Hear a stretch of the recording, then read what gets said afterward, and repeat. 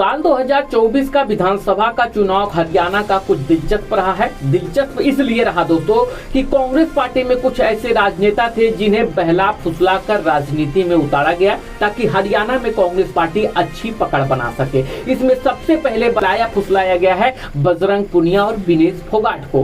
विनेश फोगाट की बहन बबीता फोगाट ने मतदान करने के बाद विनेश फोगाट को लेकर उनसे जब बातें पूछी गई तो उन्होंने कहा कि विनेश फोगाट पहले से बबीता फोगाट यानी अपने बड़ी बहन से कह रहे थे कि साल 2032 तक हम रेसलिंग में काम करूंगी, पहलवानी करूंगी। तो फिर दोस्तों साल 2024 के विधानसभा के चुनाव में विनेश फोगाट को राजनीति में क्यों उतारा गया, तो ये साफ दिखाता है राजनीति में विनेश फोगाट और बजरंग पुनिया को लालच देकर बहला फुसलाकर हरियाणा में उतारा गया ताकि हरियाणा में कांग्रेस पार्टी अपना बेहतर पकड़ बना सके। जो कि हरियाणा में कांग्रेस पार्टी विनेश फोगाट और बजरंग पुनिया को अपने पार्टी में शामिल करने के बाद जबरदस्त पकड़ बनाई और हरियाणा का चुनाव 99% उम्मीद है कि कांग्रेस पार्टी जीत जाएगी। दोस्तों विनेश फोगाट की बहन बबीता फोगाट का उस वीडियो को सुनिए जो मतदान करने के बाद विनेश फोगाट पर उन्होंने स्टेटमेंट दिया है। अपने प्रदेश की उन्नति और विकास के लिए लोकतंत्र के इस पर्व में बढ़ चढ़कर भाग लें और जो सबसे बड़ी जिम्मेदारी है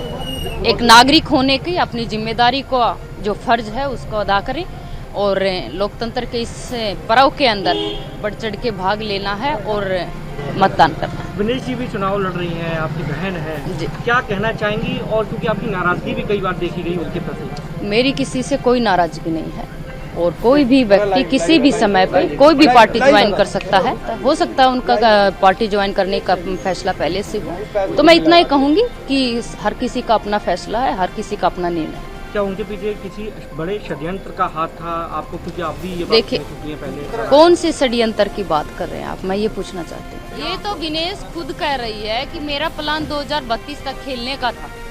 तो आप देख रहे हैं जो जिस खिलाड़ी का 2032 तक खेलने का प्लान है और वो खिलाड़ी बीच में कोई भी उनको राजनीति में लेके जा रहा है तो वो तो साफ तौर से दिख रहा है। मुझे कहने की जरूरत क्या है जब वो खुद ही कह रही है 2032 तक।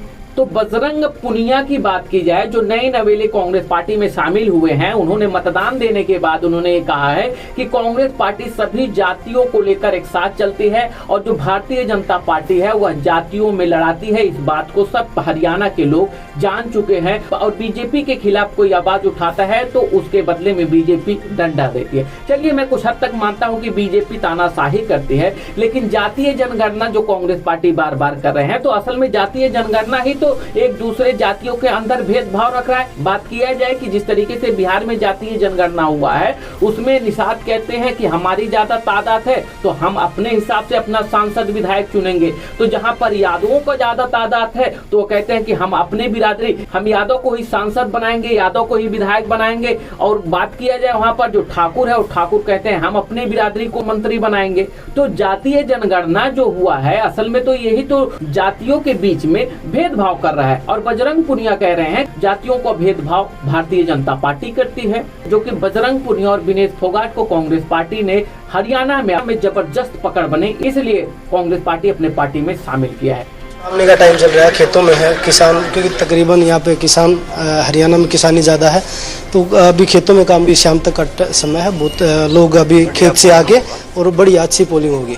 पिछले जो 10 साल में जो बीजेपी की सरकार में जो लोगों ने अत्याचार सहे हैं तो वो अब हरियाणा की जनता समझ चुकी है कि भाई ये सिर्फ वो जाति पाति की राजनीति कर रहे हैं और जो आवाज़ उठा रहा है उसी को डंडे से पीट रहे हैं। तो अब लोगों में रोष है कि भाई हम कांग्रेस की जो सबको साथ लेके चलती थी भाजपा कर रही है कि भाई नफरत फैला के लोगों में राजनीति करना, तो वो कांग्रेस अब एकता के साथ कि भाई मोहब्बत की दुकान खोल रही है। हमारे नेता राहुल गांधी जी ने बोला कि भाई हम सबको एक साथ जोड़ने का काम कर रहे हैं, तो वही लोगों में अभी रोष है कि वो कांग्रेस की सरकार बना रही है। बबीता फोगाट ने एक और आरोप लगाया कि कांग्रेस पार्टी में विनीता फोगाट और बजरंग पुनिया में कांग्रेस पार्टी लाने के लिए पूरी कोशिश किया था। पर दोस्तों एक महिला रेसलर और थी जो कि उस पे भी पूरा कोशिश कांग्रेस पार्टी ने किया, जो कि उस महिला ने रेसलिंग को छोड़कर राजनीति में आने से वह इनकार कर दिया और वह महिला है दोस्तों साक्षी मलिक, जो कि साक्षी मलिक पे कांग्रेस पार्टी ने पूरा कोशिश किया कि साक्षी मलिक भी कांग्रेस पार्टी में शामिल हो जाए, ताकि हरियाणा में हम विधानसभा की चुनाव अच्छे से पकड़ बनाकर चुनाव जीत सके, जो कि वह राजनीति में आने से इनकार कर दिया। इस बात को साक्षी मलिक ने खुद एक इंटरव्यू में कहा है, जो कि उस इंटरव्यू को सुनिए दोस्तों, जिसमें साक्षी मलिक ने कहा, मेरे पास भी राजनीति में आने के लिए ऑफर था, बट हमने उस ऑफर को ठुकरा दिया। व्यक्तिगत फैसला है, पर्सनल चॉइस है उनकी कि वो पार्टी में जाना चाहते हैं। बाकी मेरा मानना ये है कि कहीं ना कहीं हमें त्याग कर देना चाहिए। हमारा जो आंदोलन था, जो बहन बेटियों की लड़ाई थी, वो उसको गलत रूप ना दिया जाए। मैं अभी भी उस पर डट के खड़ी हूँ। महिलाओं के लिए जो रेसलिंग में जो शोषण होता था और जो हमारा आंदोलन है, वो अभी भी मेरी तरफ से बिल्कुल जारी है। मैं हमेशा से रेसलिंग के लिए सोचती आई हूँ, रेसलिंग के हित में काम करती आई हूँ और हमेशा करती रहूंगी। मेरे पास भी ऑफर आए बड़े, मुझे यूँ था कि मैं जिस चीज से जुड़ी हूँ, जो मैंने एक अच्छी शुरुआत की है, मैं उसको पूरा लास्ट तक लेकर जाऊँ।